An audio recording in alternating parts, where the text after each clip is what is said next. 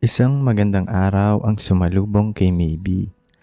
Maganda ang gising niya kahit na sa tindahan niya ito nakatulog kagabi. Binuksan niya agad ang grocery store niya. Lumabas siya at nilanghap ang sariwang hangin. Umupo siya at pinagmasdan ng mga taong dumadaan. Maya-maya lang pumasok sa grocery store niya ang unang customer nito sa araw na yon. Ang suki nitong si Aling Percy. Mukhang nag-monthly grocery kayo ngayon, Aling Percy ah. Sabi ni Maybe habang pinapunch niya ang mga pinamili ng Alice sa kanya.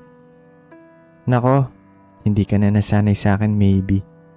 Ganyan talaga ako mamili sa'yo, diba? Sagot ni Aling Percy. Ganun po ba? Sige po, ilalagay ko na lang po ito sa eco bag. Madami-dami din kasi ito para hindi na rin po kayo mahirapan sa pagbitbit. Ah, sige. Magkano ba ang eco bag? Tanong ni Aling Percy. Hindi na po. Ako na po ang bahala. Libre na lang po. Ganun ba? O sige. Napakabait mo talagang bata, Maybe. Swerte talaga ang lalaking mapapangasawa mo. May boyfriend ka na ba? Wala po. Wala pa po sa isip ko yan. Sagot ni Maybe. Pagkatapos niyang mailagay ang mga pinamili ng Alice sa eco bag, umalis na rin ito. After that, napaisip siya. Oo nga no, bakit hanggang ngayon wala pa rin siyang special someone? Parang napakatigas naman ang puso niya pagdating sa mga ganoong bagay. And another thing is that she is getting old. Buong buhay niya, lagi na lang siya nagtatrabaho. Siya ang nagpaayos ng bahay ng parents niya mula sa grocery business nito at nag-iipon din siya para sa dream house niya. At sa araw na mapatayo niya ito, napaisip siyang mas masaya sana kung may kasama siya dito. Siguro kailangan na din niyang unahin ang kanyang sarili. Sumapit ang tanghali at naisipan ni Maybe na kumain na. Bumili lang siya ng ulam at kanin sa kalapit na karenderya. Kadalasan kasi umuuwi siya sa magulang niya at doon siya kumakain. At kung minsan dinadalan siya ng pagkain. Pero noong araw na yon ay abala kasi sa paglilinis ng bahay ang kanyang ina. Mabes! Kamusta na?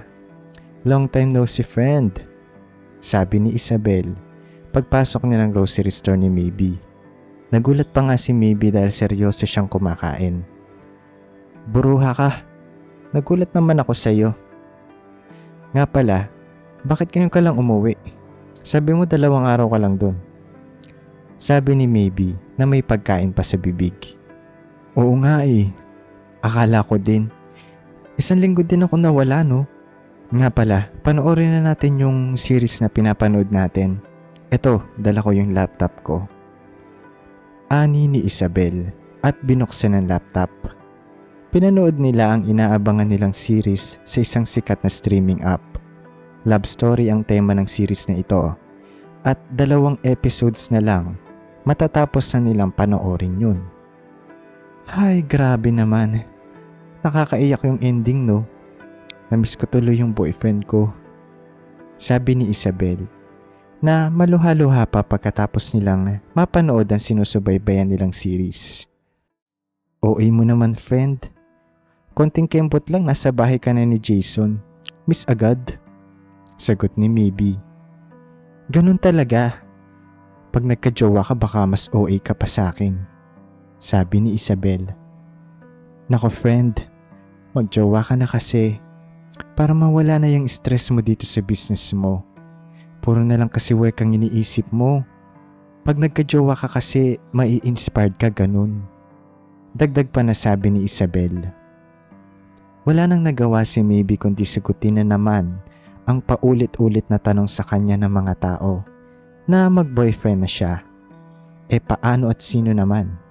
Kasi wala naman siyang natitipuhan. Pero desidido na siya na buksan ang puso niya sa mga ganoong bagay. Dahil tama naman si Isabel, she also needs to be loved at least once. Ilang minuto nang nakatingin si Jacob sa isang papel na kailangan niyang pirmahan. Napapakamot siya ng ulo dahil hindi siya makapag-concentrate. Ang dami kasing tumatakbo sa isip niya. Nahihirapan tuloy siyang intindihin ang nakasulat sa papel. Maya-maya lang, he heard a knock in his office. "Sir, Mr. Fuento wants to see you. He is in the conference room." Bati ng isa sa mga sekretary ni Jacob pagpasok nito ng office niya. Tumayo si Jacob sa kanyang office chair at inayos ang necktie nito and nag-mentally prepared bago siya lumabas ng office niya at tumungo na ito sa conference room. "Dad, gusto mo raw ako makita?" sabi ni Jacob pagpasok niya ng conference room. Naabutan niya ang daddy nito na nakatalikod habang nakatingin sa view ng mga building. Pagkarinig niya sa sinabi ni Jacob, humarap ito and he stood up quickly at nilapitan si Jacob with joy on his face. "I came here to say hello to you. Are you okay, Jacob?" Bati ng daddy niya. "Yes. I've been a bit busy this past few days. Kamusta pala si Mom? And sorry pala if I didn't make it to Avery's engagement party." "Nako, that's okay. Naiintindihan ka namin. By the way, another reason why I came here about Lindsay and you. Sinabi sa akin ni Lindsay na hindi mo na daw siya kinakausap. Why?" Nagpintig naman ang tenga ni Jacob nang marinig niya ang tungkol sa kanila ni Lindsay. Totoong iniiwasan niya si Lindsay dahil hindi naman siya interesado dito. Naisip niya agad na kaya nagpunta doon ang daddy niya ay para kay Lindsay talaga. Hindi talaga siya concerned sa kanya. "Why don't you like Lindsay? She is a very beautiful girl and a model. Half Russian pa ang lahi niya," sabi ng daddy nito. "Ayoko nga, Dad. Kahit siya pa ang pinakamagandang babae sa mundo, hindi siya ang tipo ko. And I don't like her either." Pasigaw na sagot ni Jacob at tumalikod. "Ang laki na nang naitulong nila sa company natin. Yun na lang ang isipin mo. Whether you like it or not, we are arranging your wedding." Gustong sumabog ni Jacob sa narinig nito. Gusto niya sagutin ang daddy niya pero nirerespeto niya ito. Gustong gusto talaga siya ni Lindsay. In fact, patay na patay levels na. Matalik na magkaibigan ng ama nila at kilala sila bilang mayayaman na pamilya. Lalong-lalo na sa side nila Lindsay. Hindi din makakaila na malaki na ang naitulong ng pamilya Barria, pamilya nila Lindsay, sa company nila Jacob. Nadagdagan ng mga clients and projects nila since naging partner nila ito sa business. Because of that, lumaki ang respeto nila dito. To the point that whatever they want to say or do, they will do it. And one of those ang gustong-gusto ni Lindsay, si Jacob. 1 taon na ang nakakalipas nang umuwi si Lindsay galing US to study sa kursong fashion designer for 4 years. When she graduated, naging laman din siya ng iba't ibang magazine because she is also a model. Extraordinary beauty at may lahing Russian si Lindsay. Her mother is Russian and his father is Filipino. Nag-iisa lang siyang anak, kaya lahat ng gusto niya ay nasusunod at nakukuha. Jacob and Lindsay met sa isang okasyon, and when they first met, nagustuhan niya agad si Jacob. "So, how are you and Jacob?" sabi ni Margot, kaibigan ni Lindsay, while they were in the living room and drinking champagne. "He no longer answers my calls," sabi ni Lindsay na mainis sa tono ng boses. "Didn't you say you kissed the other day nung nasa kondo kayo?" "Oo, pero I think he's drunk lang kaya nangyari yun. And wala pang 10 seconds yun. Then he pushed me.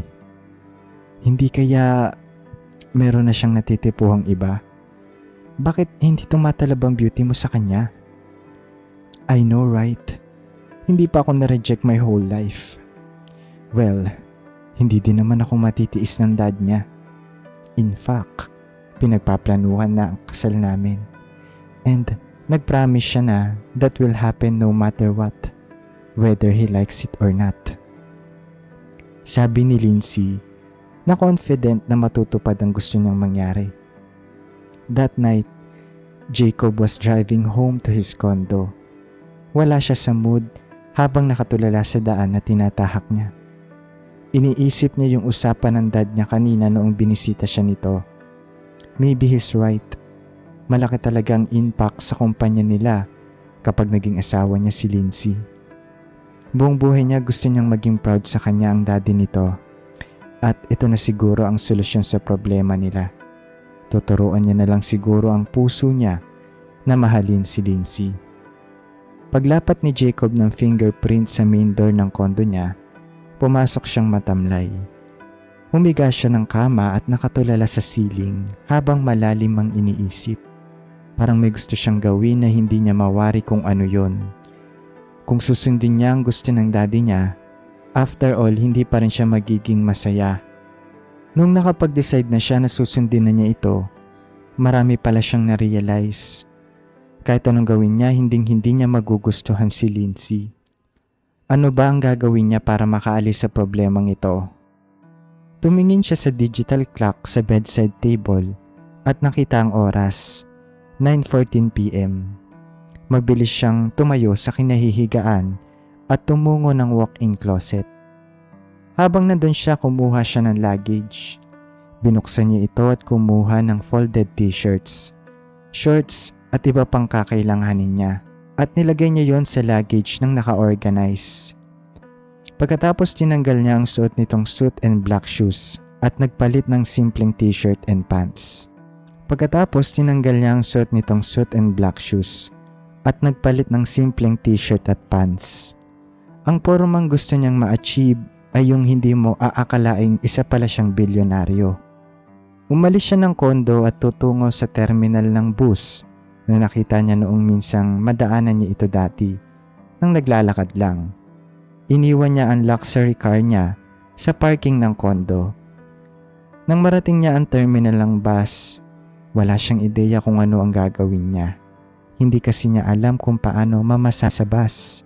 First time niya lang kasing mamasahe at makasakay noon. Pagsakay niya ng bus, desidido na siya. Handa na niyang talikuran ang yaman at karangyaan na meron siya. This time, sarili naman niya ang iisipin niya. Mas pipiliin pa niyang mabuhay ng simple kesa pakasalan ng babaeng hindi niya gusto. Hiho, nandito na tayo. Sabi ng matandang babae na katabi niya sa bus. Bigla namang napalingon si Jacob. Salamat po pala sa pag-alalay sa akin. Eto po, kunin niyo po ito. Sagot ni Jacob. Bago siya bumaba, ay may inabot siyang pera sa matandang babae. Nako iho, hindi na. Ayos lang yun. Basta mag-iingat ka kung saan ka man pupunta. Lalo na nag-iisa ka lang. Alam mo na, maraming masamang tao na nabubuhay ngayon. Salamat po ulit. Ingat din po kayo. Sabi ni Jacob at nagmamadaling bumaba dahil aalis na ang sinasakyan niyang bus. Tuwang-tuwa si Jacob dahil kahit papaano may napagsabihan siya ng sama ng loob doon sa katabi nitong pasahero sa bus kanina. Kahit hindi niya ito kilala ay ang gaan-gaan ng loob niya dito. 3 oras din ang binahe niya bago niya narating ang probinsya kung saan niya napagdesisyon ng magtago. Pagbaba niya ng bus, naupo muna siya sa isang bench at pinagmasdan ng napakagandang dagat. Namamangha siya sa view ng dagat habang papasikat pa lang ang araw. Tama nga ang napili niyang lugar. Tiyak, walang makakakilala sa kanya doon at walang makakahanap sa kanya kung hanapin man siya ng kanyang ama. Napakatahimik ng lugar at walang masyadong naninirahan doon. Tago kasi at liblib ang lugar. Kung wala kang kakilala doon ay hindi mo malalaman ang lugar. Ito kasi ang nirekomenda sa kanya ng matandang babae na nakausap niya sa bus. Naawa sa kanya ito nang ikwento ni Jacob ang kalagayan niya na gusto siyang ipakasal sa taong hindi niya gusto. Nakaka-relate din kasi sa kanya ang matandang babae dahil noong kapanahunan niya naranasan din niya yun. Pero hindi natupad ang gusto niya at naipakasal siya sa taong hindi niya gusto. Alam niya ang pakiramdam nun. Alam niya ang nararamdaman ni Jacob.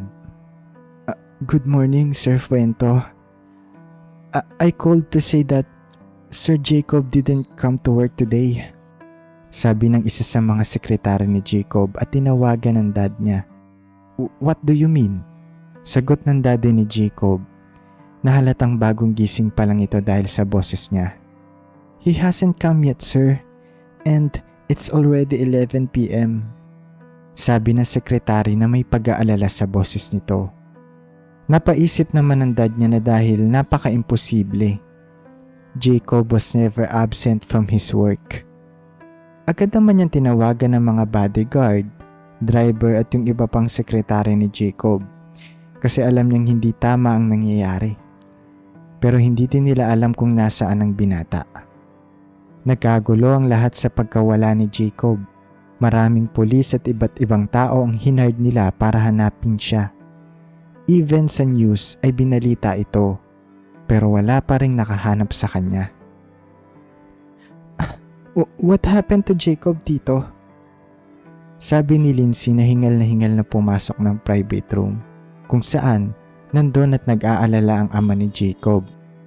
I don't know, Iha. I don't know what's going through his mind. Why he's doing this? Sagot ng ama ni Jacob. Maybe he is hiding? Sagot ni Lindsay. No. I know Jacob. He won't do that. Then what? Bakit wala siya ngayon? You promised me na magpapakasal pa kami. Sabi ni Lindsay na may konting galit sa kanyang boses. Hindi na sumagot ang dad ni Jacob. Alam niya na kagagawan niya ang lahat kung bakit nawawala si Jacob. Alam niyang nasasakal na niya ito. Ngayon ay hindi niya mapapatawad ang kanyang sarili kung may masamang mangyari kay Jacob. Mawala na ang lahat. Ang ari-arian at yaman nila, bumalik lang ang anak niya. Hindi naman naalis si Jacob kung hindi niya ito pinilit sa ayaw nitong gawin. Samantala umuusok ang dalawang tenga ni Lindsay sa galit paglabas niya ng building. Dumiretso siya sa nakapark ng sasakyan at pagpasok, nagwala siya sa inis at galit habang nakahawak ng mahigpit sa steering wheel at parang maiiyak na. Alam niyang tinatakasan siya ni Jacob pero hindi siya papayag na hindi matuloy ang kanilang kasal. Dumoble pa ang inis niya nang maramdamang kinukonsinti na si Jacob ng kanyang ama. Parang wala na sa kanila ang pinag-usapan nilang whatever happens, ikakasal silang dalawa. Ngayong nararamdaman niyang wala na siyang kakampi, siya na lang ang gagawa ng paraan para mapasa kanya si Jacob kahit makuha pa ito sa dahas. Alam niyang nagtatago lang ito sa kanya. Hahanapin niya ito kahit sang lupalo pa naroroon si Jacob. Walang imposible sa kanya. Walang imposible sa maraming salapi. O siya, sige. Kung kailangan mo ako, andun lang ako sa bahay. O kaya tawagan mo ako dun sa number na binigay ko sa'yo. Siya nga pala, ako si Gemma. Ako ang may-ari ng mga paupang bahay dito. Sige na, mauuna na ako. Enjoy your new home, iho. Sabi ng landlady kay Jacob matapos siya nitong i-house tour sa apartment na kinuha niya. Pumasok na agad si Jacob pag alis ng landlady. Siniyasat muli niya ang loob ng apartment. Napaisip siya na ito na ang magiging tahanan niya sa matagal na panahon. Binuksan niya ang lahat ng mga bintana. Pero ang pumukaw sa pansin niya, ang view sa kusina pagsilip niya ng bintana. Meron kasing ilog doon sa gilid ng apartment niya at kitang-kita ang view na yon sa kusina. Pero makikita lang ang kabuuan ng view kung nasa lababo ka o naghuhugas ng plato. Pumasok siya sa nag-iisang kwarto ng apartment. Pagpasok mo kasi doon, sala agad ang makikita mo. Tapos sa kaliwang gilid ay kusina at sa pinakalikod, andoon naman ang kwarto at banyo. Maliit lang ang apartment na nakuha ni Jacob. Sakto lang talaga para sa isang tao. Ang mga apartment kasi sa probinsyang napuntahan niya ay iba sa mga nakagisnan nating mga apartment na dikit-dikit. Doon kasi ang mga apartment ay parang bahay talaga. Ang nakuhang apartment ni Jacob ay dating bahay ng landlady nitong si Gemma. Naisipan na lang ni Gemma na paupahan ito dahil wala namang titira at baka lumuma ang bahay. Nakatira na kasi siya ngayon sa bahay ng magulang niya simula nang pumanaw ang mga ito. Pagpasok ng kwarto ni Jacob, ibinaba niya ang dala niyang luggage at bag. Siniyasat niya din ang kwarto. May nakita siya doong cabinet. Binuksan niya yun. Maliit lang din, pero kasya naman ang mga damit at gamit niya. Paglingon naman niya sa gilid, nakita niya ang kama at meron na din itong foam, unan at kumot. Binuksan niya ang bintana ng kwarto at nakita na naman niya ang view ng ilog. Pagkatapos ay nahiga agad siya ng kama at narelax sa amoy ng comforter at unan. Dahil ang amoy nito ay parang kakalaba lang. 11:00 na ng tanghali na mga oras na yon at naisipan niyang umidlip saglit. Pagising niya, saka na lang siya kakain. Mag-aalauna na nang magising si Jacob. Gutom na talaga siya. Hindi pa kasi siya kumakain simula kanina. Pero wala naman siyang ideya kung saan siya bibili ng pagkain. Lumabas siya at habang naglalakad, tanging huni ng mga ibon ang naririnig niya. Wala siyang taong nakikita at nakakasalubong. May mga bahay siyang nadadaanan pero tahimik pa rin. Ang daan na nilalakaran niya ay lupa at napapaligiran ito ng mga puno. May ituturing ng ang gubat ang lokasyon kung saan nakatirik ang apartment niya. Ilang minuto na lang bago siya makalabas ng malagubat na daan, nakakita siya ng isang babae na naglalakad papasalubong sa kanya. Natuwa naman siya dahil sa wakas may mapagtatanungan na siya. "Excuse me, pwedeng magtanong, may malapit ba na tindahan dito?" Tanong ni Jacob paglapit niya sa babae. Hinubad naman ng babae ang suot nitong earphones para marinig at makausap niya ng maayos ang binata. Oo, meron. Paglabas mo, kakanan ka, tapos diretso ka lang ng konti." Sabi ng babae. Okay, salamat. Kala ko walang tindahang malapit dito. Bago ka lang ba dito? Kasi ngayon lang kita nakita. Oo. Kakalipat ko lang kahapon sa apartment ni Ate Gemma. Ganun ba? Kaya pala. Gusto mo samahan kita kasi friend ko naman yung may-ari ng tindahan na pupuntahan mo. Hindi na. Okay lang. Alam ko naman na yun. Hindi, okay lang. Tsaka may sasabihin din ako sa friend ko.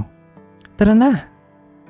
Sabi ni Isabel at kinuha ang braso ni Jacob at hinila niya ito na parang close na siya sa binata. Medyo kinikilig na din ng mga oras na si Isabel habang kausap niya si Jacob. Unang kita pa lang niya kasi dito, gwapong-gwapo na siya kay Jacob.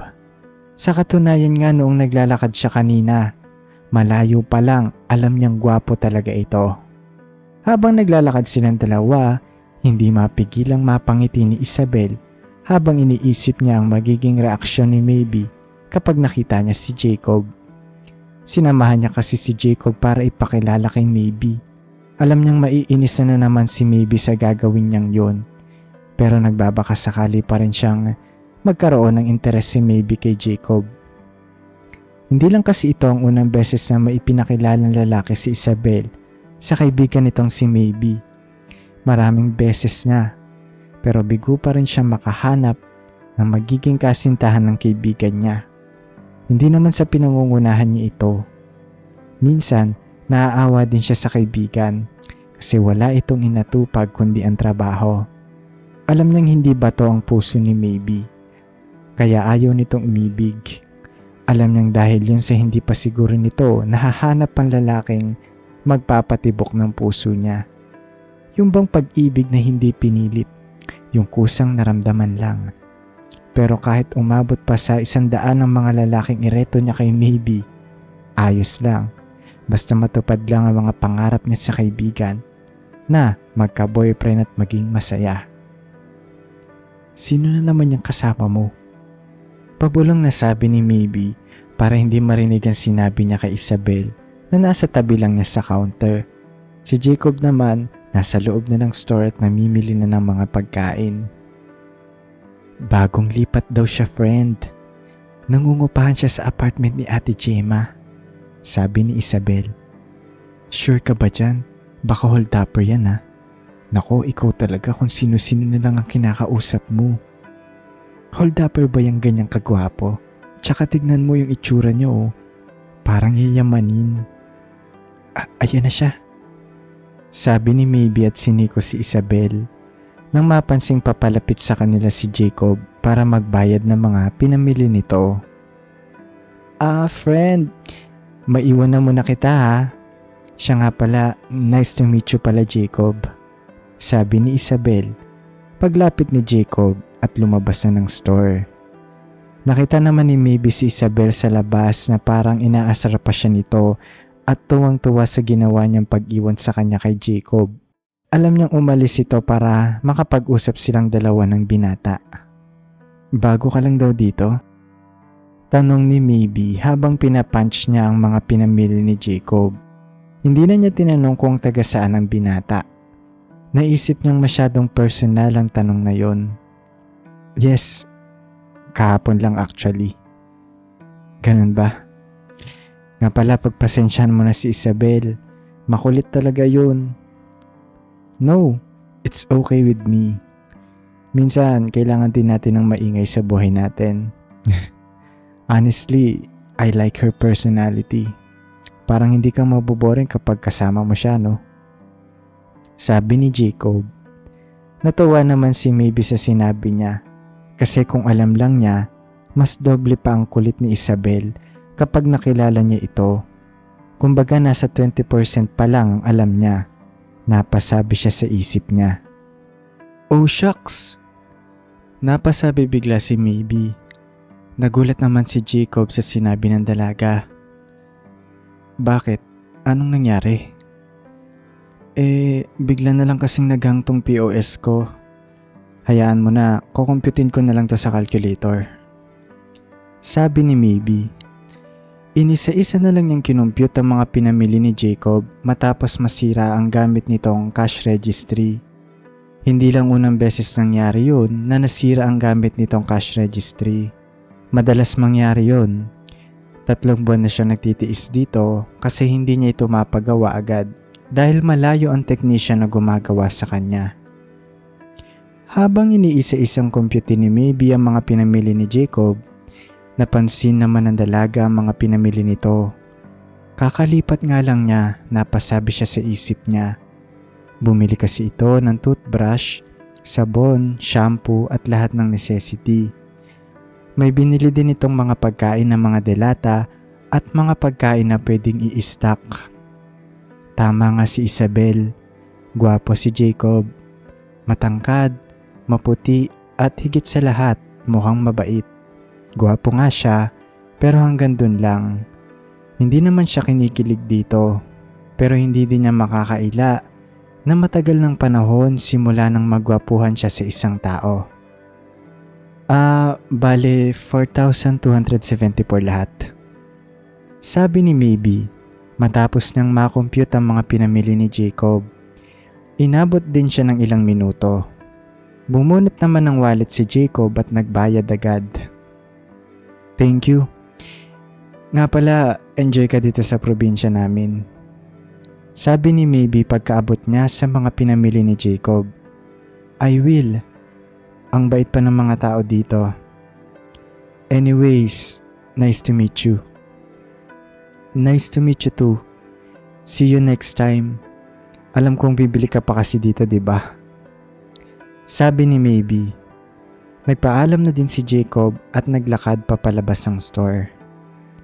Pagbukas si Jacob ng glass door ng store para lumabas, naisipan niyang bumalik at tulungan ng dalaga sa problema nito sa cash registry niya. May alam kasi siya sa programming at nag-handle na din siya ng system nito. May retail business din kasi sila kaya alam niya kung paano yun gumagana at may experience na din siya sa paggamit nito. Habang naglalakad si Jacob para balikan si Maybe, napansin agad ito ni Maybe at nagtaka kung bakit siya bumabalik kaya tinanong niya ito. May nakalimutan ka ba? Tanong ni Maybe. Hindi.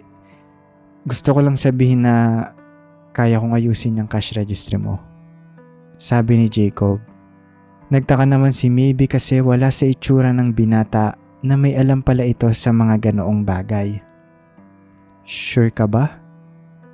Sabi ni Maybe. Tumango naman si Jacob. Wala namang nagawa si Maybe at pinapasok na si Jacob sa loob ng counter upang ipakita ang sinasabi nitong sira niyang cash registry. Medyo matatagalan pala bago maayos to. Sira na ang system. Kailangan mag-install na ng bago. Matagal na ba sa'yo to? Mukhang luma na din eh. Tsaka isa na din sa dahilan yun, baka may sira na din sa mga parts nito sa loob. Sabi ni Jacob, matapos nang i-check ang cash registry. Napakagat naman ng kuko si Maybe sa mga sinabi ng binata na senyales na kinakabahan nito. Wala pa naman siyang pangpalit nun. Pero kung sira man ito at kailangan bumili ng bago, magtsatsaga na lang siyang gumamit ng calculator. Hindi naman niya kasi priority ang mga ganitong bagay. Kung kailangan magtipid, magtitipid siya hanggat kaya niyang gawa ng paraan. Ganun ba? Okay lang kung sira, hindi naman yan kawalan kung masira.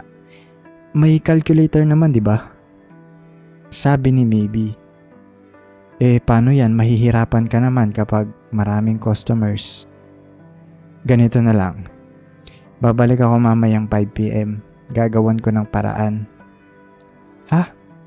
Hindi na. Okay lang. Kaya ko naman kahit wala yan.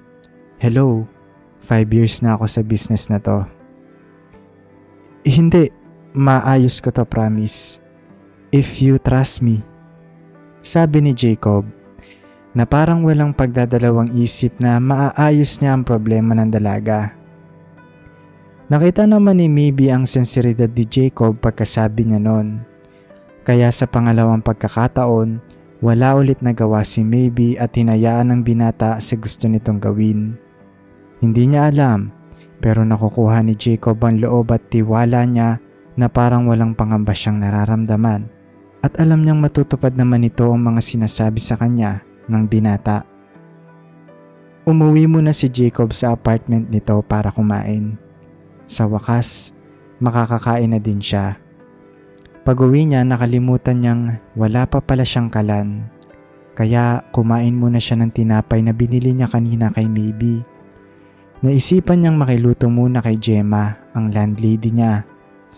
Hindi naman siya nabigo dahil pinayagan siya nito at doon na din siya kumain pagkatapos.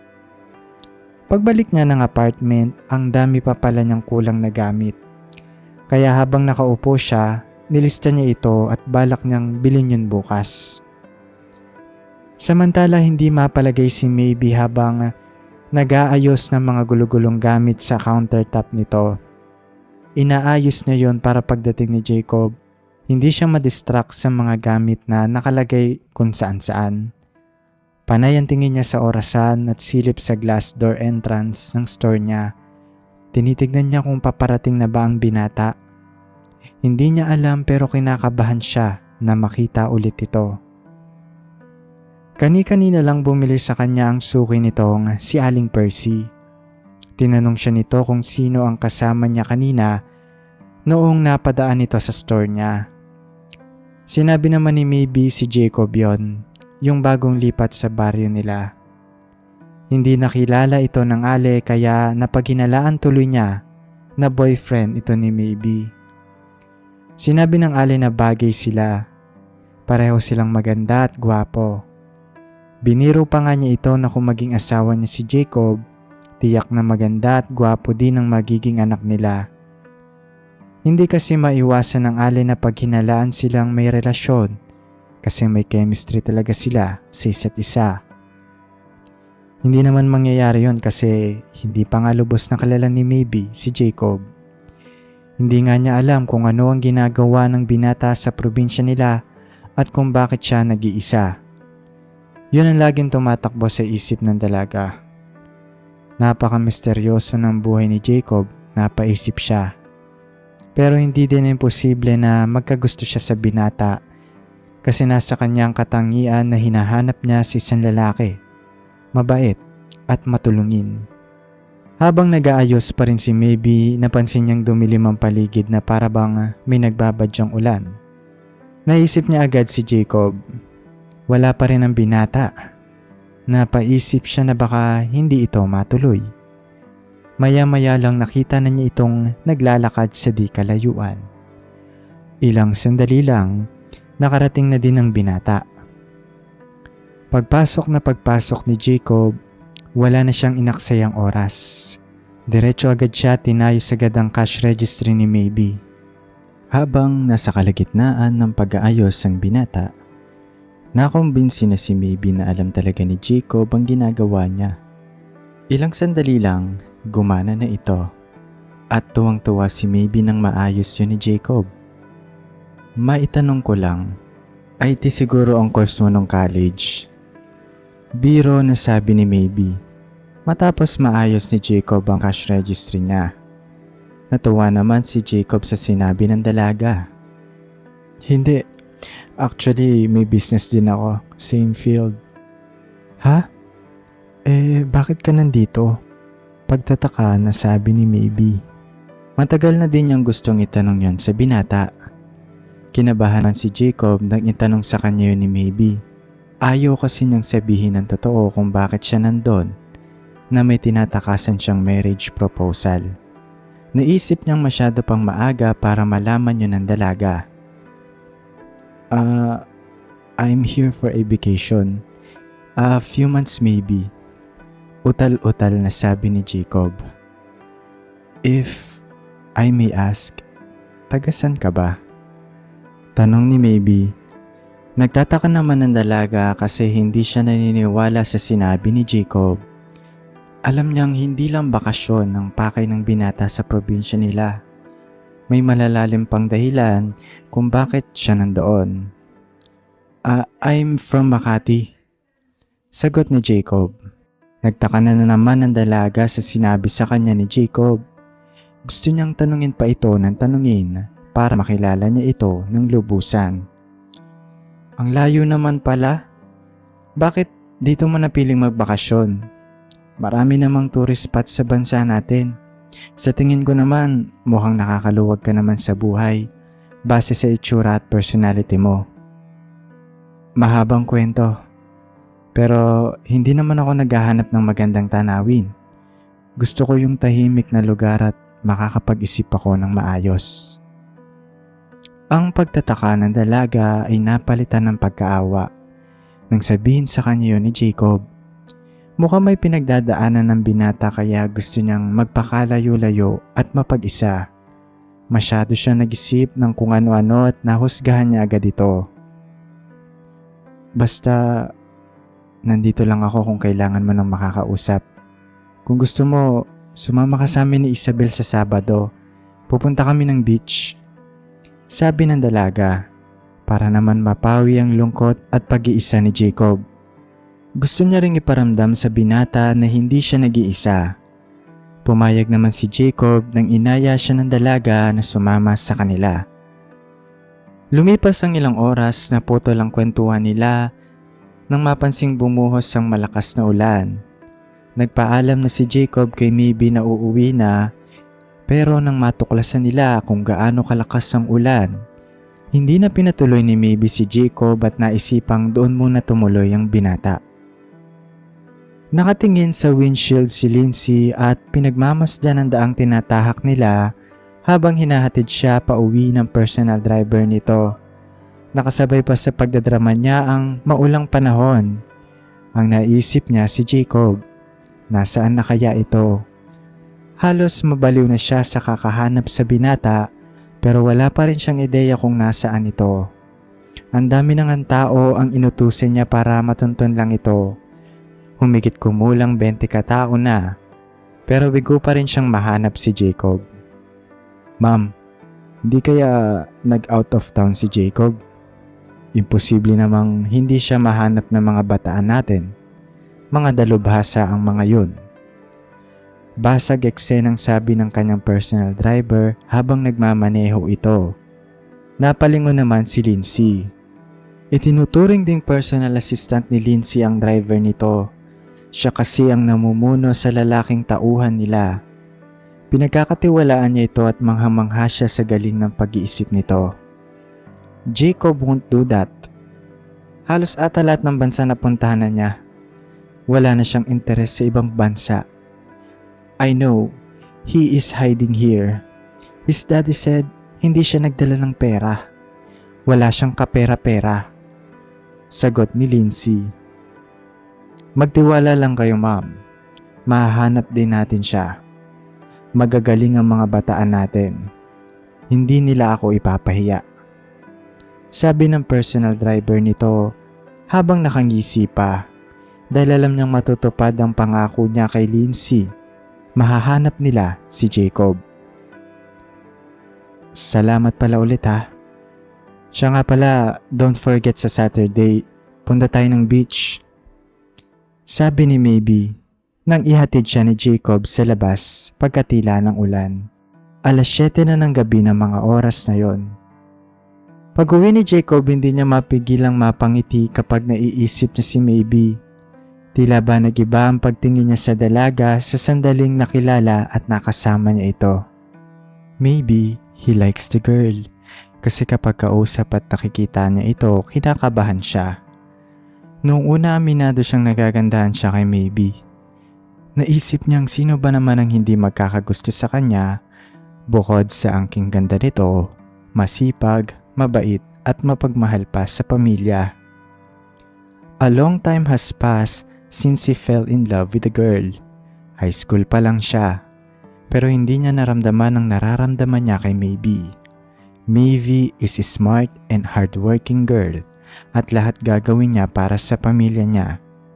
Pinaalala sa kanya ng dalaga na hindi importante ang yaman at pera, basta masaya ka at kasama ang pamilya. The next morning, Jacob heard a knock on the door. Nagtaka siya kung sino yon. Maybe his landlady, hindi niya alam. Tumayo siya ng kama at pinagbuksan ito ng pinto. Hindi niya ini-expect na si Maybe pala ang nasa likod ng pinto. Nataranta siya. Nagpunas agad siya ng mata. Baka may muta ito. At inayos ang gulo-gulo niyang buhok dahil kakagising pa lang niya. Sorry, kakagising mo lang ba? Sabi ni Maybe pagbukas ng pinto ni Jacob. Napansin naman ng binata ang daladala ni Maybe.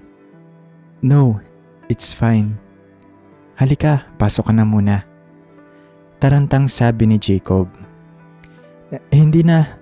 Ibibigay ko lang tong kasaba cake na gawa ng mama ko. Pinabibigay niya sa iyo noong nalaman niyang ikaw ang gumawa ng cash registry ko. Sabi ni Maybe. Kinuha naman ni Jacob ang binigay sa kanyang kasaba cake ng dalaga. Sige, mauuna na ako. Dagdag na sabi ni Maybe pagkaabot niya ng kasaba cake kay Jacob. Gusto mo magkape muna? Diba sabi mo gusto mong makita ang apartment ko? Ani ni Jacob. Wala namang nagawa si Maybe sa sinabi sa kanya ng binata. Napapayag niya itong pumasok sa loob. Pagkapasok nila, dumiretso agad sila ng kusina. Umupo si Maybe habang nagtitimpla ng kape si Jacob. Siniyasat naman ni Maybe ang loob ng apartment. Natuwa siya kasi lagi niya itong nadadaanan at nakikita. Ngayon, nakita na niya ang loob. Mas maganda pala ang loob kaysa sa bahay. Kahit may kaaliitan ito, napasabi siya.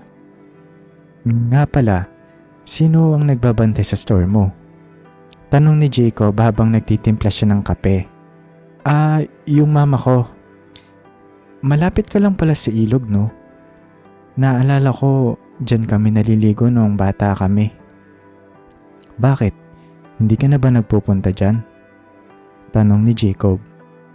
Pumunta naman si Maybe sa bintana para makita niya ng maayos ang view ng ilog. Hindi na. Sinara kasi dati yan kasi delikado sa mga bata. Simula nun, wala nang nagpupunta dyan. If you want, we can go there. Hindi pa kasi ako napupunta dyan. Sabi ni Jacob. Lumabas silang dalawa habang may hawak na basong may kape. Naupo sila sa malaking bato malapit sa ilog. Maya-maya lang nakakita si Maybe ng bangka. Napasabi ito kay Jacob na subukan nilang mamangka. Paglapit nila sa bangka sa di kalayuan, nakita ni Maybe si Mang Pedro na kasalukuyang naglilinis ng motor nito sa ilog. Alam ng dalaga na sa kanya ang bangka kaya nilapitan niya ito para magpaalam. Pumayag naman ang ginong. Pinahiram sila ng 2 sagwan para sa kanilang dalawa. Di naman pala ganun nakakatakot kapag nakasakay ka na, no? Sabi ni Jacob habang nasa kalagitnaan na sila ng ilog. Natawa naman si Maybe. Kalmado ang tubig ng mga oras na yon. Dahil malayo-layo na sila sa kabihasnan, tanging ingay ng kalikasan na lang ang naririnig nila. Sobrang tahimik ng paligid. Jacob, bakit ka nga umalis sa inyo? Napasabi si Maybe. Matagal bago sumagot si Jacob, pero handa na siyang ilahad sa dalaga ang totoong dahilan.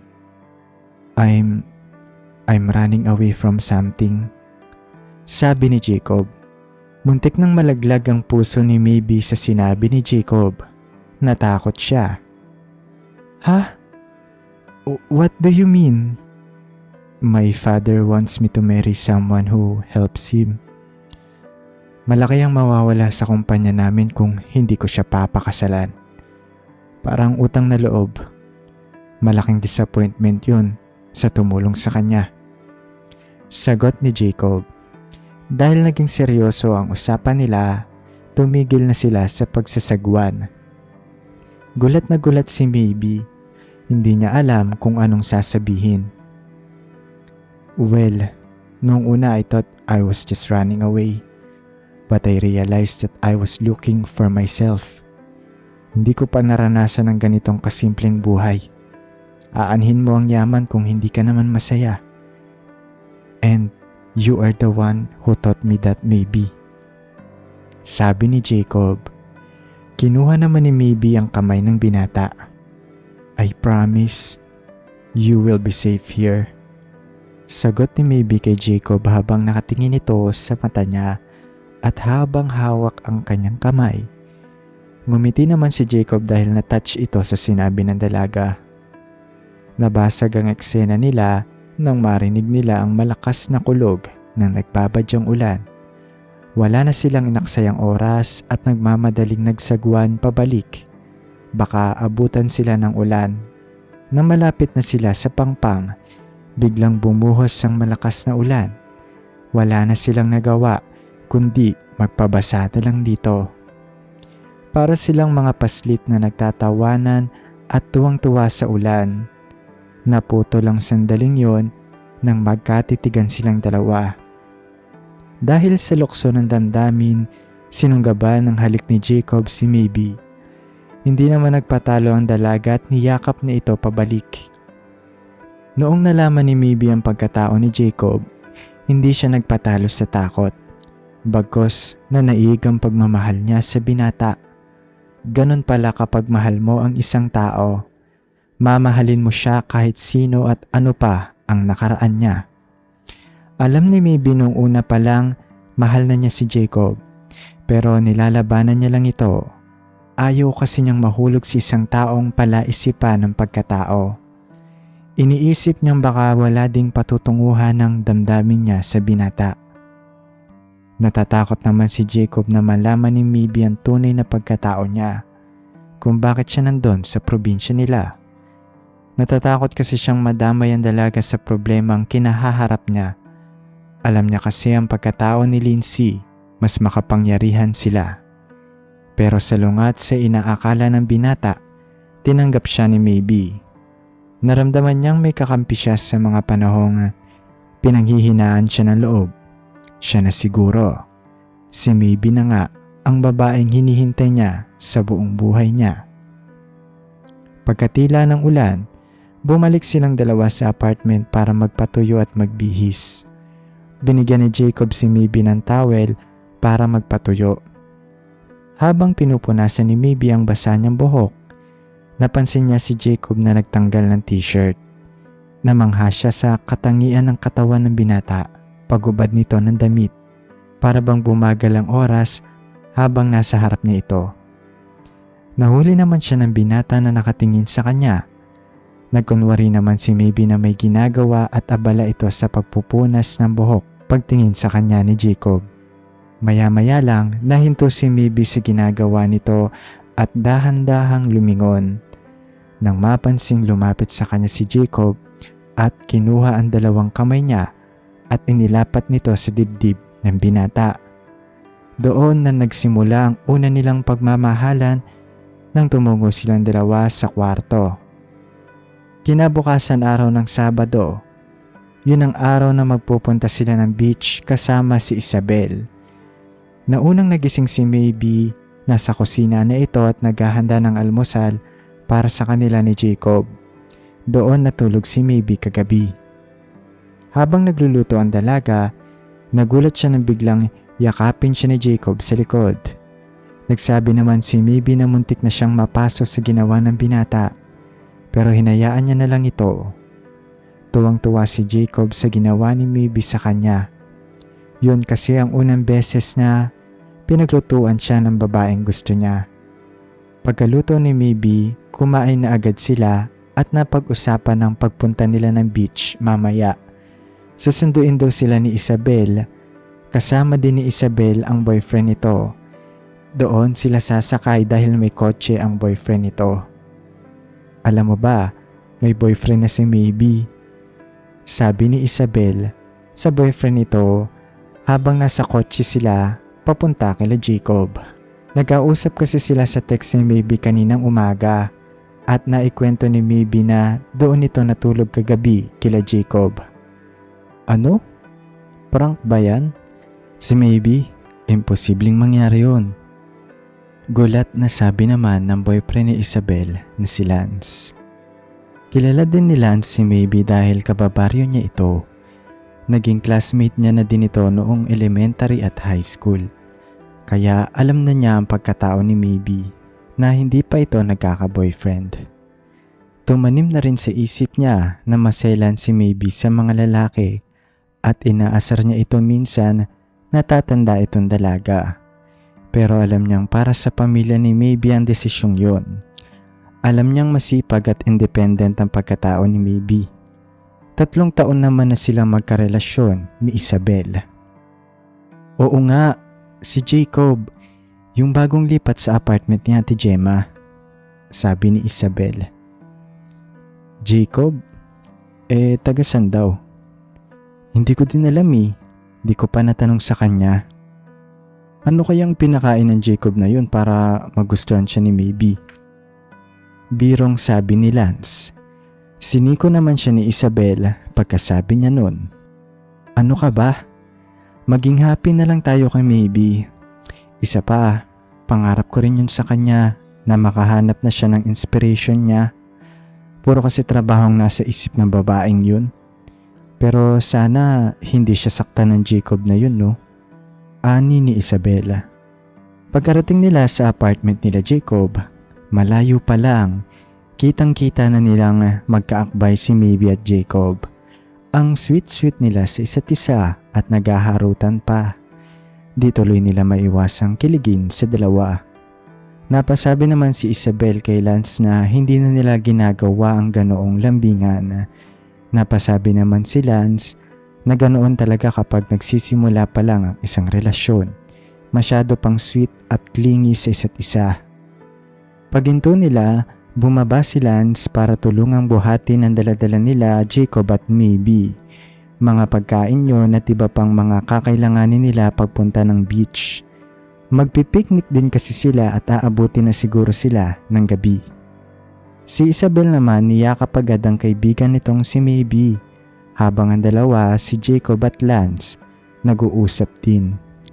Nang matapos ang kwentuhan at balitaan, sumakay na sila ng kotse at tumungo na agad sa beach na pupuntahan nila. Hindi naman ganun yung kalayo at aabutin lamang ito ng kalahating oras. "Andito na tayo," sabi ni Lance nang marating nila ang beach. Napalingon naman ang tatlo. Wala na silang inaksayang oras at bumaba na agad sila.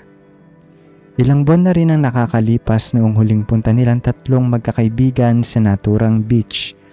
Isa yon sa banding nila ang magpunta doon para mag-relax. Nasa tagong bahagi ang pinupuntahan nilang beach kaya walang nakakaalam nun kundi sila lang. Namangha naman si Jacob sa ganda ng beach pagkarating doon. Napakaputi at pino ng buhangin pag-apak ng mga paa niya. Asul na asul ang dagat at napakalinis din.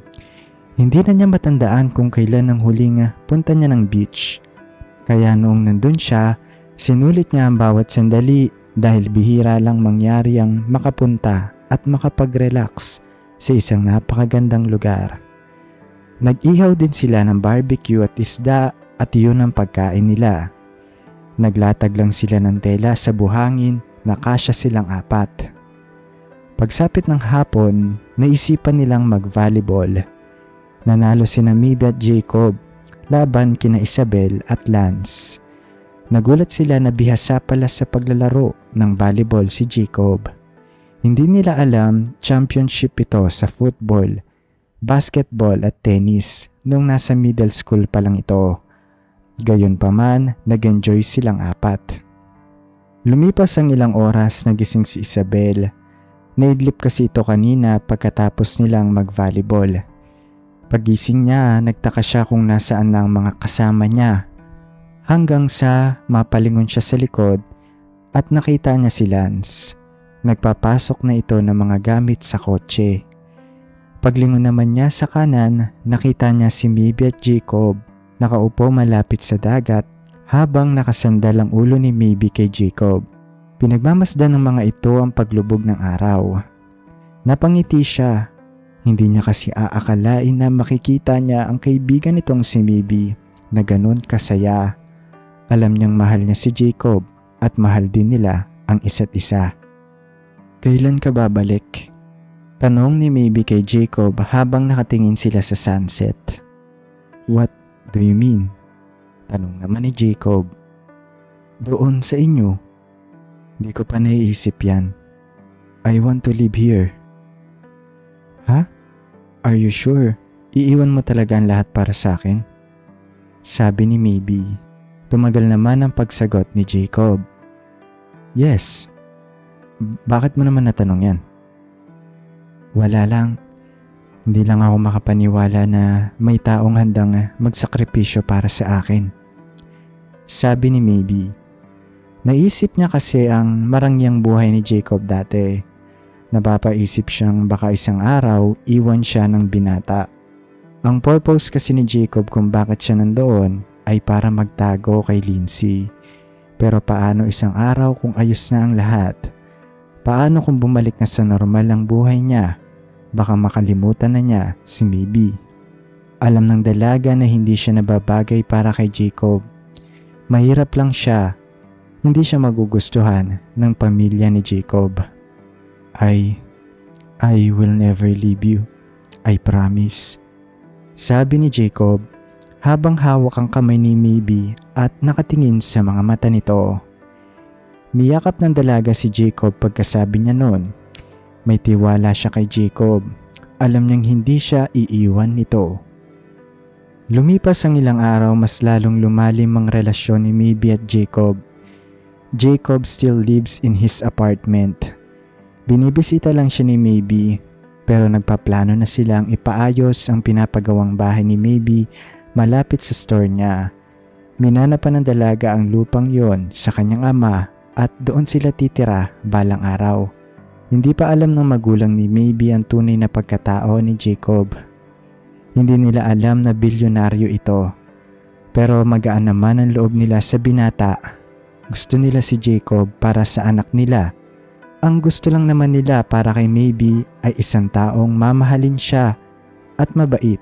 At nakita naman nila yon kay Jacob.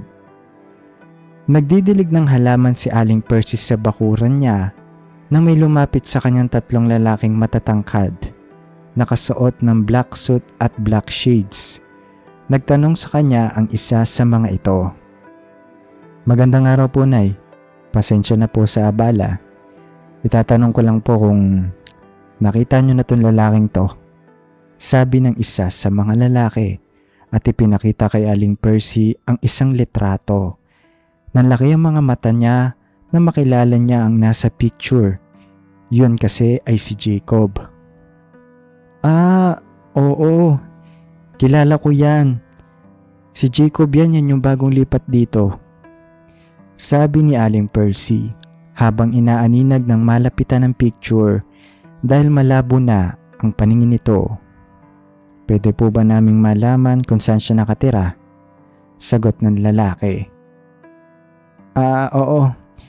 Nakatira siya dyan sa apartment ni Gemma." Bakit po?" sagot ni Aling Percy. Nagtaka naman siya kung ano ang pakay nila kay Jacob, kaya napatanong siya. Pero hindi na siya sinagot ng lalaki at dali-daling sumakay ng kotse ang mga ito at umalis. Pagkaalis naman ng mga ito, parang nabuhusan ng malamig na tubig si Aling Percy nang napagtanto niyang baka malagay sa peligro si Jacob. Naituro pa naman niya ito sa mga lalaki kung nasaan ito naroroon. Sa huli lang niya naramdaman na parang may mali at parang may masamang mangyayari kaya pinuntahan niya agad si Maybe. Pero hindi niya naabutan ng dalaga sa store nito. Ang nandoon ng nanay niya pero naaalala niyang may number pala siya ng dalaga at tinawagan na lang niya ito. "Boss, positive, siya nga," sabi ng isang driver pagkahinto ng kotse nila sa isang lugar malapit sa apartment ni Jacob. Kumuha naman ng binoculars ang tinuturing nilang boss para makita ito ng malapitan at makumpirma na si Jacob nga talaga yon.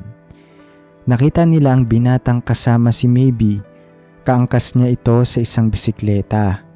Kitang-kita nila kung paano kasweet ang dalawa sa isa't isa. Para silang mga batang nagtatawanan habang nagbibisikleta. Nakayakap si Maybe kay Jacob habang ang binata naman ang nagmamaneho. Inutusan naman ng boss nila ang isa sa mga kasamahan nitong kuhanan ng litrato si Jacob kasama si Maybe. Ito kasi ang gagawin nilang ebidensya para ipakita sa nag-utos na hanapin si Jacob na si Lindsay. Abala si Lindsay sa pagtingin-tingin ng mga dress sa isang clothing store. Naiinis na siya kasi ginalugad na niya ang buong store. Wala pa rin siyang nagugustuhang damit. Dadalo pa naman siya sa magarbong okasyon mamayang gabi. Hindi pa rin niya alam kung ano ang susuotin niya.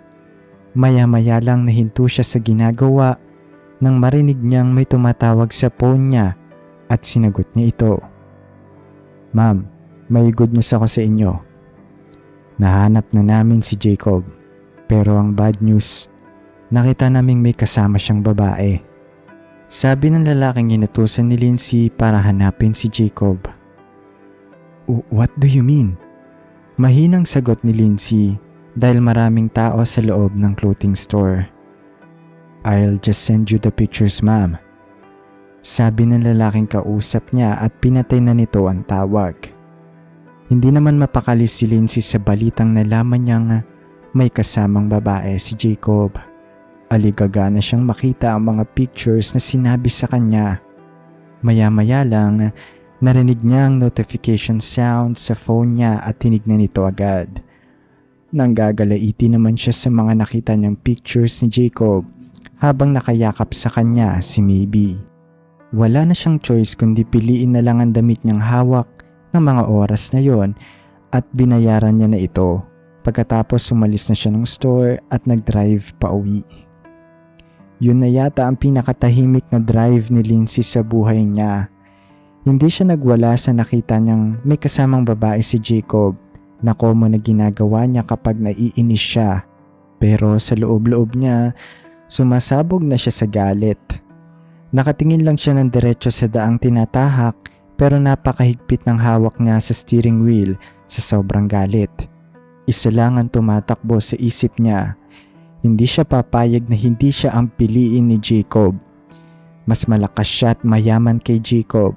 Kaya gumaan pa rin ang loob niya nung naisip niyang lahat ng gusto niya ay nakukuha niya. At makukuha niya rin si Jacob. Napasabi siya sa isip niya. Hello po, Aling Percy. Wala po ako sa store ngayon. Bakit po? Sabi ni Maeve pagkatawag sa kanya ni Aling Percy. Kasalukuyang kumakain sila ng ice cream ni Jacob habang nakaupo sa ilalim ng puno pagkatapos nilang magbisikleta. Hindi yun ang dahilan kung bakit ako tumawag. Sagot ni Aling Percy. Kinabahan naman si Maeve dahil ramdam niyang may masamang balitang sasabihin ng Alice sa kanya sa tono ng boses nito. Ano po yun? Kailangan niyo nang magtago ni Jacob. May naghahanap sa kanya. Alam kong nasa peligro siya. Sabi ni Aling Percy. Para namang naistatwa si Maeve sa sinabi ng Alice sa kanya. Alam niyang dumating na ang kinakatakutan niya. Nahanap na si Jacob ni Lindsay. Pag-uwi nila ng apartment, nagmamadali namang nag-impake si Jacob ng mga damit niya. Sobrang pagmamadali ng binata na nahalata ni Maeve ang takot sa mukha ni Jacob. Basta, babalik ako. Kakausapin ko siya. Sabi ni Jacob na handa na ang mga gamit niya at paalis na ito. Bakit ka pa babalik? Mas ligtas dito. Dito ka na lang magtago. Sabi ni Maeve. Hindi mo kilala si Lindsay. Ayoko madamay ka sa gulong ito. Pinapangako ko sa iyo na pagbalik ko, maaayos na ang lahat. Sabi ni Jacob habang nakahawak siya sa kamay ni Maeve. Bago ito umalis, sinalikan niya ang dalaga sa noo. Pinanood ni Maeve ang binata na naglakad papalayo. May tiwala siya kay Jacob. Alam niyang magiging ayos ang lahat. Pero hindi pa rin niya maiwasang maisip ang masamang mangyayari. Sobra siyang nag-aalala at natatakot sa pwedeng mangyari. Kasalukuyang kumakain ng pamilya Fuento. Nagkaroon sila ng konting salo-salo dahil binisita sila ng bunsong anak nito na si Avery kasama ang husband nito. Isang tipikal na araw pero hindi pa rin nila maiwasang isipin ang panganay nilang anak na si Jacob. Alam nilang kayang dalhin ni Jacob ang sarili niya. Alam nilang nasa mabuti itong kalagayan pero hindi pa rin nila ito nakakaligtaang isipin araw-araw. Sir Jacob is here. Sabi ng isa sa mga maid nila na nagmamadaling pumasok sa dining area kung saan sila kumakain. Dad, where's Lindsay? Sabi ni Jacob pagpasok naman niya ng dining area na medyo may galit sa tono ng boses nito. Napalingon naman silang apat at gulat na gulat nang makita si Jacob. Oh my God, Jacob! My son! Where have you been? Sabi ng kanyang ina na napatayo sa kinauupuan nito. Gulat na gulat siya na makita si Jacob kaya nilapitan niya ito at niyakap niya ang binata. Yes, kuya. Where did you come from? We are looking for you. Sabi ng kapatid na babae ni Jacob na si Avery na napatayo din at nilapitan siya. I'm fine. I just want to talk to Dad. Sabi ni Jacob. Lumabas naman ang dad niya at sinundan siya ni Jacob. Pumunta sila ng office room ng dad niya at doon sila nag-usap. Dad, alam kong ikaw ang nagpahanap sa akin. Pwede kahit isang beses lang. Hayaan niyo na ako sa gusto kong gawin. Ayokong madamay pa ang taong minamahal ko. Sabi ni Jacob na medyo may galit sa tono ng boses nito. Humarap naman ang dad niya sa pagkakatalikod nito. I'm not. Hindi ako nagpahanap sa'yo. I won't let anything happen to you. Sorry for what I did, my son. But we can do anything with Lindsay. Sabi ng dad nito na mangilit-ngilit na ang luha at niyakap niya si Jacob. Meron, dad. Kahit naman wala sila, tatakbo pa rin naman ang kumpanya natin. Yes, tinanggal ko na sila sa partnership para hindi na nila tayo makontrol. But this past few days, nabalitaan kong hinahanap ka daw niya. I'm really sorry, Jacob, for what I did. I will make this right, dad. Kakausapin ko siya. Sabi ni Jacob. Napatawad na ni Jacob ang dad niya ngayong narinig na niya ang side nito. Alam niyang ginawa lang naman yun ng dad niya para sa ikabubuti ng kumpanya. Balang araw kasi kapag naipamana niya ito kay Jacob, maayos pa rin ang kumpanya. Nakaupo sa isang coffee table si Lindsay while sipping tea. Nakatingin siya sa malaking pool nito habang nasisinaga ng sikat ng araw sa umaga. Iniisip niya kung ano ang sasabihin sa kanya ni Jacob pagdating nito ng bahay niya. Last night, habang nasa isang event siya, tinawagan siya ni Jacob. Hindi nagtagal ang pag-uusap nila sa phone. Nagsabi lang ang binata na gustong makipagkita sa kanya ito kinabukasan. She didn't think Jacob would talk to him. Hindi niya alam kung ano ang pakay at gusto sa kanya ng binata, kung bakit gusto siyang kausapin nito. Habang nakatingin si Lindsay sa malayo, naramdaman niyang may taong nakatayo sa likod niya. Paglingon nito sa likod, Jacob is there. Walang emosyon at nararamdaman niya ang galit sa aura nito. How are you, Jacob? Sabi ni Lindsay paglingon nito kay Jacob. I know it's you. Tigilan mo na ako. Tapos na ang ugnayan ng company namin sa inyo. Wala na kaming utang na loob sa inyo. Sabi ni Jacob. Lindsay giggled slightly at tumayo sa kinauupuan nito. What about me? Iiwan mo na lang ako ng kanon-kanon lang. May mali ba sa akin? Mas maganda pa nga ako dun sa bago mong babae na tindera. Sabi ni Lindsay na akmang iiyak na ito. Please, tigilan mo na ako. Marami naman lalaki dyan. Maraming nagkakagusto sa'yo. Sabi ni Jacob, pero hindi na niya natuloy ang gusto pa niyang sabihin nang napansin niyang kinuha ni Lindsay ang bread knife sa lamesa at itinutok ito sa leeg niya. No, if it's not you, I'd rather kill myself. Lindsay, stop! Sigaw ni Jacob. Wala nang sinayang na oras ang binata at hinablot niya ng mabilis ang hawak na bread knife ni Lindsay nang akmang hihiwain na nito ang leeg niya. Tinapon ni Jacob ang bread knife at niyakap niya ang dalaga at humagulgol ito ng iyak. Tinawag ni Jacob ang kasambahay nila Lindsay nang lumabas ito dahil narinig nito ang malakas na pagkalabog. Sinabihan niya ito na tawagan ng dad ni Lindsay.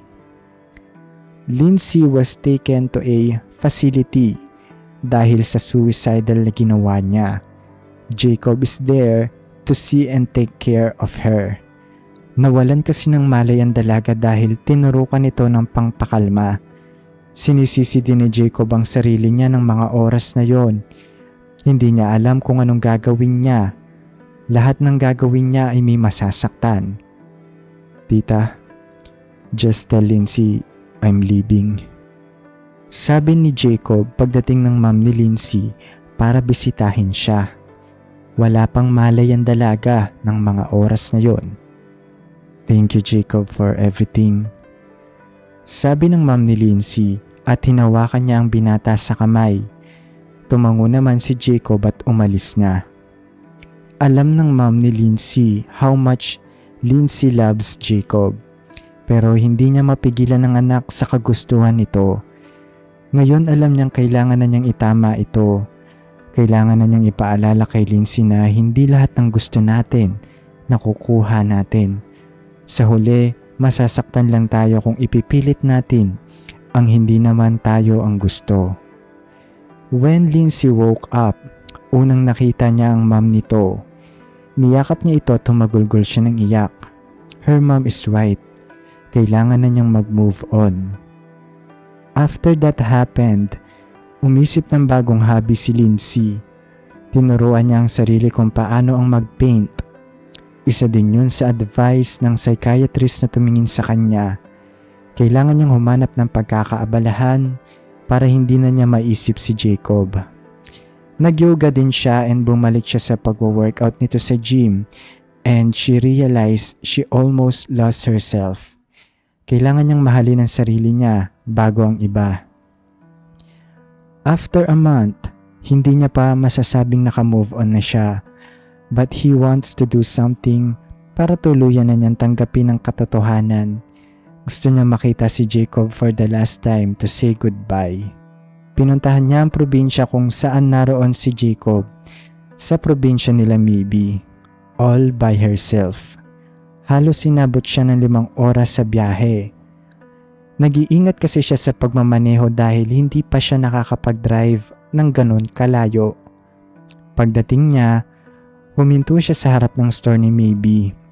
Alam niyang yun ang eksaktong tinuro ng assistant niya.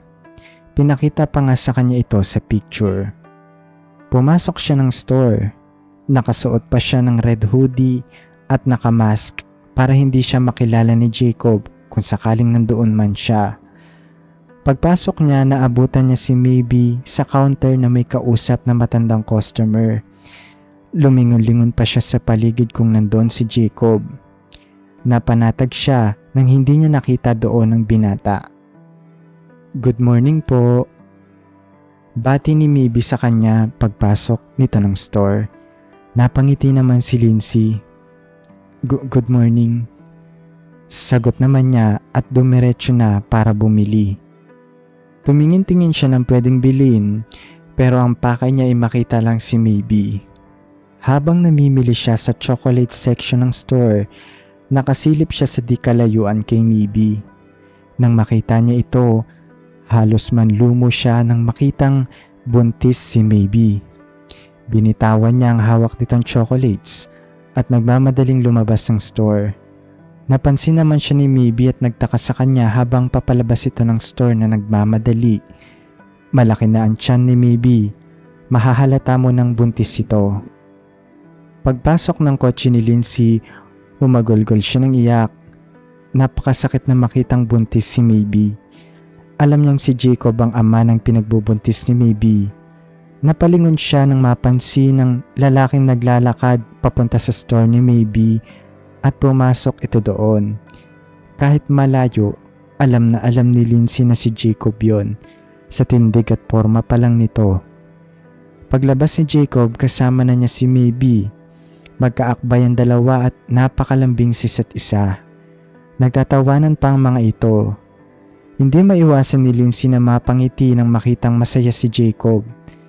Naramdaman niyang mahal talaga nila ang isa't isa. Nasaksihan niya ang tunay na pag-ibig.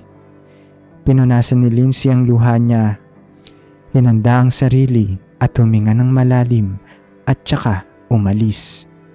Masaya na si Jacob. Kailangan maging masaya na din siya. Pinangako niya sa sarili niya na hindi na niya iisipin si Jacob. Sapat na sigurong dahilan yun na magiging ama na ang lalaking minahal niya ng sobra sa buhay niya. Babe, dahan-dahan lang ah. Sabi ni Jacob kay Maybe habang pinapasok nito ang paa niya sa loob ng bangka. Buntis kasi ito kaya pinag-iingat niya ito. Naisipan nilang mamangka sa ilog dahil maganda ang panahon. Niyaya ni Jacob si Maybe doon dahil gusto nitong balikan ang nakaraan. Doon kasi sila unang nahulog sa isa't isa. Naalala mo dati, nabasa pa tayo ng ulan. Sabi ni Maybe habang si Jacob naman nagsasagwan. Natuwa naman si Jacob sa sinabi ni Maybe. Oo, dito ko din na-realize na nahanap ko na ang taong papakasalan ko at gustong makasama sa buong buhay ko.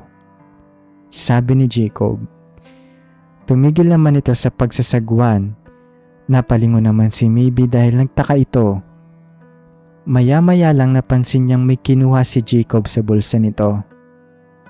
Maybe, will you marry me? Sabi ni Jacob habang hawak ang box na naglalaman ng singsing. Napatakip na lang ng bibig si Maybe at hindi napigilang lumuha. Gulat na gulat kasi siya sa ginawa ni Jacob dahil hindi niya ina-expect na magpo-propose ito sa kanya. Yes, I will. Sagot ni Maybe. Hindi na nasuot ni Jacob ang singsing dahil niyakap siya ni Maybe. Natutunan ni Jacob na hindi sagot ang kayamanan para maging masaya. Namuhay sila ng simple ni Maybe. Nagpakasal sila pagkapanganak ni Maybe. Pinangalanan nila itong Andres and the rest is history. Tunay nga namang napaka-misteryoso ng pag-ibig. Mahuhulog tayo sa isang taong hindi natin aakalaing magiging parte ng buhay natin. Tulad na lang ng istorya nila Maybe at Jacob. Maraming salamat po sa pakikinig at kung nag-enjoy po kayo sa ating kwento ay huwag niyo pong kakalimutang mag-subscribe at i-like ang ating video. Maraming salamat po and see you on the next video.